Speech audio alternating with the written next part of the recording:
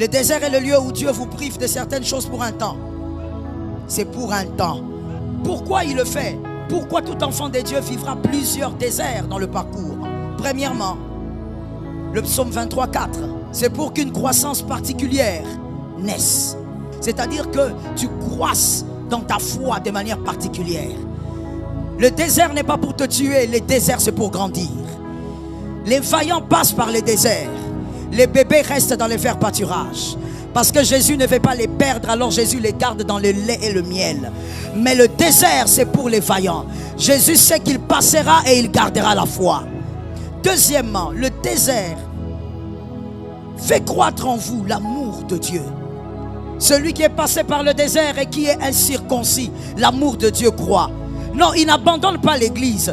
Il ne se décourage pas. Il ne se décourage pas dans sa foi. Il ne s'enferme pas dans sa chambre en train de déprimer. Au nom de Jésus, la dépression n'est pas pour toi. La foi, l'amour de Dieu grandit. Troisièmement, il donne l'épreuve, il donne le désert. Parce qu'il doit t'amener dans une certaine assurance. Tu dois être sûr de la fidélité de Dieu. Oui, c'est dans le désert que tu verras la fidélité de Dieu. C'est dans le désert que tu apprendras que Dieu n'est pas un homme. Tu feras la différence entre Dieu et ta femme, entre Dieu et ton mari, entre Dieu et tes enfants, entre Dieu et ton père biologique, entre Dieu et ta mère biologique. Jésus n'est pas un homme. C'est dans le désert.